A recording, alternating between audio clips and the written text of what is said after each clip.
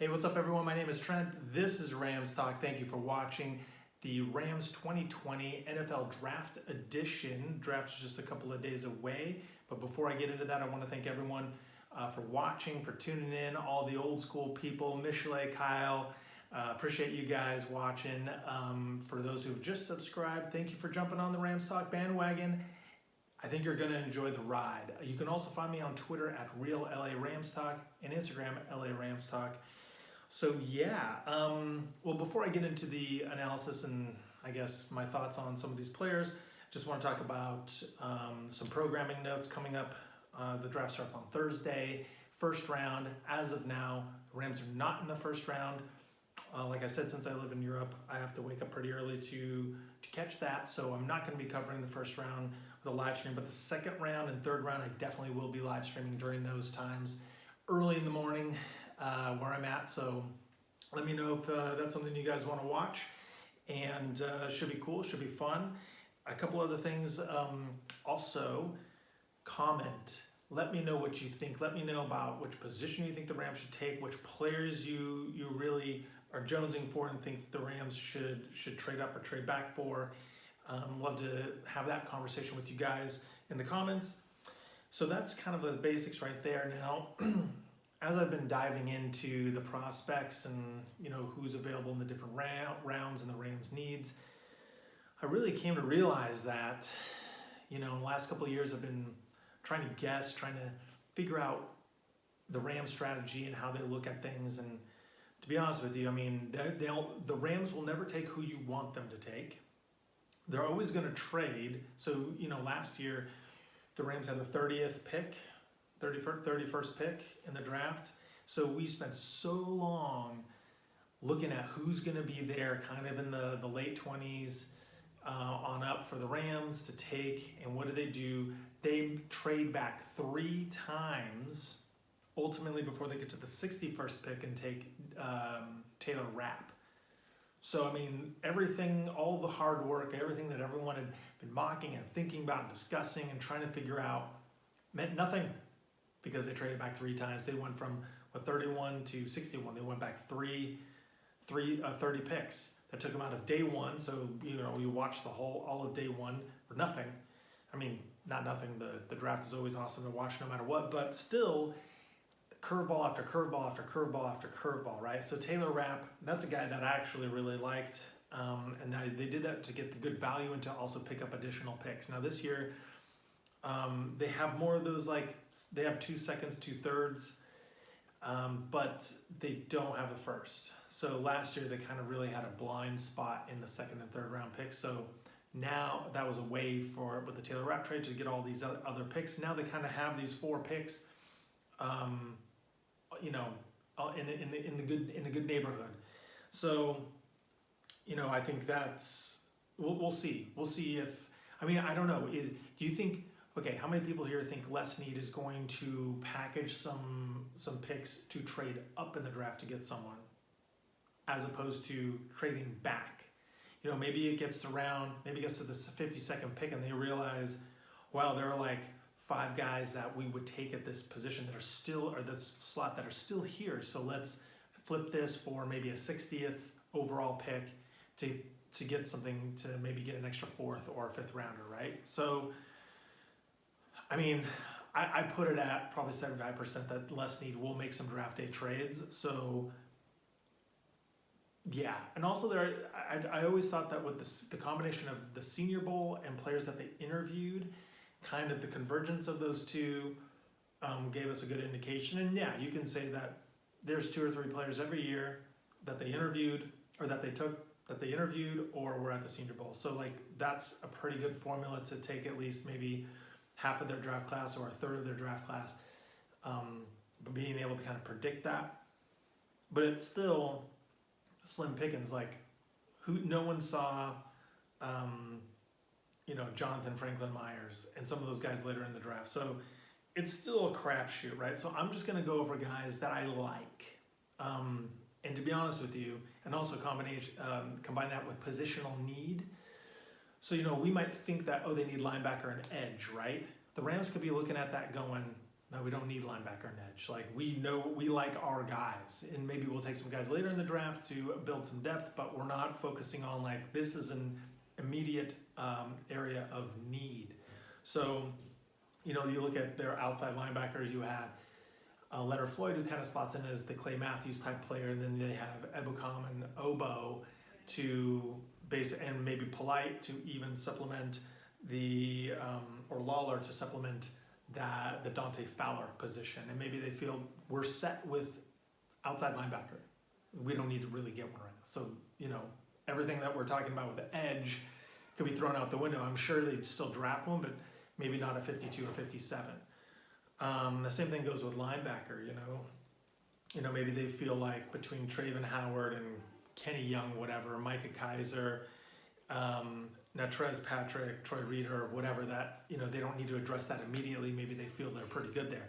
Maybe they feel in the offensive line, like I feel personally, that center is the most important position for them to address on the offensive line, but they might be thinking that it's offensive line or that it's tackle, right? And I feel like between Noteboom and Evans, at least for this year, that they're good at tackle, especially Whitworth and Havenstein. So, like, I don't see tackle right now being the 52nd or 57th pick. And so the importance on that isn't really, to me, isn't, paramount. But, they could take, at 52, they could take a tackle.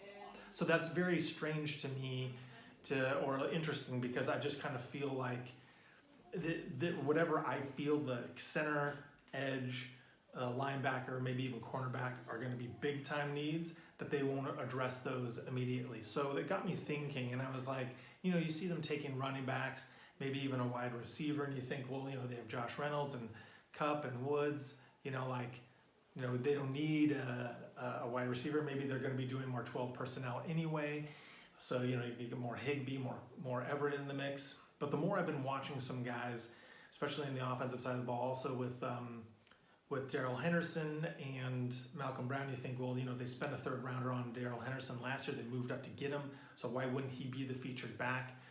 With Malcolm Brown spelling him and having that change of pace, which makes sense, right? Like a third round pick on a running back, you draft to be pretty much a starter. So why would they then spend their 52nd pick overall, 57th on another running back? And now you have two young running backs that haven't really done anything in the NFL, but that are potential starters, and Malcolm Brown. Like, that doesn't really make sense to me. Plus, Devonta Freeman is also a free agent, so if they really were in dire straits of need or needed a running back, they could get Devonta Freeman. But if we're talking running back, I would not mind one of two guys, but not really with the 52nd pick. I'd take Edwards-Hilaire out of LSU or Dobbins out of Ohio State. But at the same time, you get one of those guys, you have to block. So then it's incumbent upon the offensive line. So that's why I always come back to, they need to draft a center. If they trade up and get Ruiz, I'm fine with that. But if they can get Cushenberry out of LSU, if they can get Hennessy out of Temple, I'm like, if they get one of those at the 52nd pick, 57th pick, if they play it right and get one at the 84th pick, then I'm really cool with that. But the center needs to be addressed, because I don't think Brian Allen's going to cut it. Unfortunately, Austin Blythe can play center, but maybe he's best suited as guard.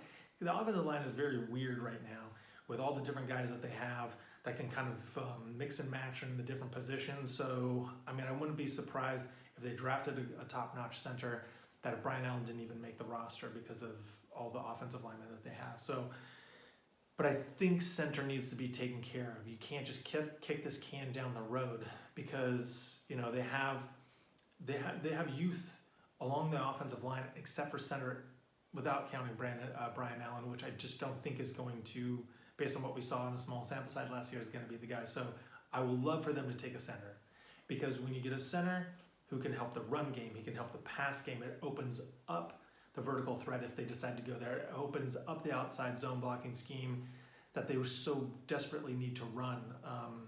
Their yards per carry for running and even per play were down last year significantly compared to 2018. And a lot of that has to do with the offensive line. So if they're going to take a running back, it's not going to matter unless they can block.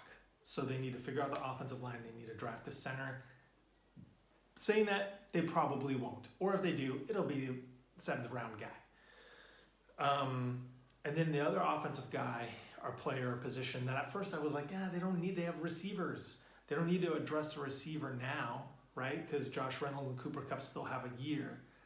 But the more and more I watch this one player, receiver out of TCU, Jalen Reagor, that guy is awesome. Because what do they really need? They need the Brandon Cooks guy, who is a burner.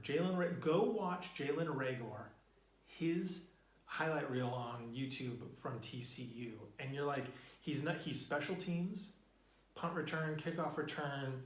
He's one of the fastest guys in the draft, maybe next to Denzel Mims. Those guys are the fastest guys. A burner who runs a great route tree and can go up and get the ball and jump balls. Like I feel he is the type of receiver the Rams need. They don't need a possession guy. They don't need a slot guy. They need a burner. They need a burner that can take the top off, like how Seattle has Lockett and they have Metcalf. They got 2 guys that can burn. The Rams need a burner. And Jalen Reagor, the more I watch the highlight tape of him, I was thinking, you know what? Typically, I wouldn't want a wide receiver at 52 or 57, but if they took him, I'd be stoked.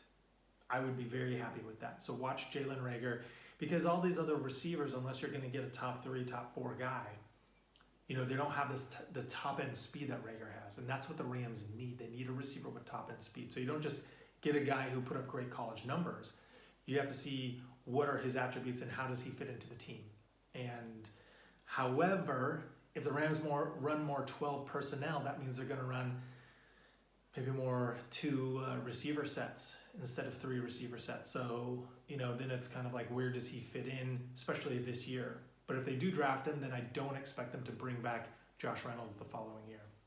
Anyways, I take a center on the offensive side. I take a center, and I take Reagor, and then I take a running back, Hilaire or Edwards-Hilaire or Dobbins.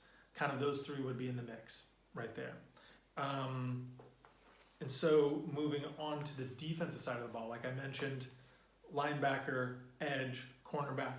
Now, linebacker, we're all just kind of going on, can the young guys do it? Can Micah Kiser stay healthy and be that guy? But Micah Kiser's not a Corey Littleton, right? So they need to get someone who is Corey Littleton-esque, fast sideline to sideline, covering running backs, potentially covering tight ends. Like they need someone who's quick and can rush, can blitz, and make plays. Corey Littleton was a playmaker. So I look at a couple guys like Jordan Brooks out of Texas Tech, Troy Dye out of Oregon, and even Akeem Davis-Gaither out of Appalachian State, Brian Quick's alma mater. Those 3 guys, I feel, a lot of mocks have Brooks going to the Rams at 52 or 57. So, I wouldn't mind him, but I would rather actually maybe go with Troy Dye or Gaither at 84 or 104 if they're there. That's really not a position unless it's a blue chip guy like Kenneth Murray out of Oklahoma. By the way, I did a mock draft on Pro Football Focus, and for some reason, with the 52nd pick, I took Kalavon Chison out of LSU. Then I got Kenneth Murray out of Oklahoma, and then I got Lloyd Cushenberry out of LSU. And I was like, wow, if the Rams get those 3 guys, that's a dream. Not happening. But I think that those linebackers probably more with the 84th pick, unless someone who's rated higher slips to them. Now, in terms of edge, outside linebacker, Terrell Lewis out of Alabama would be great, but he's a high-risk, high-reward player. Injury-prone in Alabama, but was a 5-star recruit. When he played, he did very well. He was in Alabama, so he played against top-edge talent. Julian Okwara, and Darrell Taylor, and Bond out of Wisconsin are all guys I like on the edge. One guy I used to be high on, but not so more is Uche out of Michigan. I just watched some film of him going against Tristan Wirfs at Iowa, and I mean, Tristan Wirfs held it down. I mean, I kind of came out of that with more respect for Wirfs than I did, being impressed by Uche, but I don't know. I feel like if Uche is going against Tristan Wirfs-like guys at the next level, then he's going to have some trouble. But like I said, I mean, how do the Rams feel about Leonard Floyd? How do they feel about Obo/Evocom off the edge? If they feel like, hey, we're set with edge right now, we're not going to really address this for the future because Leonard Floyd's on a 1-year contract, but we're not going to address this for the future until next year, then maybe they're laying off of that for this draft. Hard to say. Cornerback, another position that is going to be difficult to forecast because their current personnel. I do believe they need to add depth in the draft of cornerback, but those are going to be later round guys. I don't think there's a guy like in the second round that'll be there that's almost like kind of worth picking in the second round for the Rams because it's not an immediate need. They do have some depth there. And one last thing, I don't think I really went over the offensive line, but tackle, if they're going to get guys that they're going to develop, they could go with Nang out of TCU, Pert out of UConn, Prince, Wananago out of Auburn, and then also Isaiah Wilson out of Georgia. If Isaiah Wilson is there when they pick in the second round, then maybe that's a guy they go out and get. But I don't know. I'm really not feeling going offensive tackle right now, especially early on, unless someone falls. But like I said, there's going to be trade ups. There's going to be trade backs. It's going to be crazy.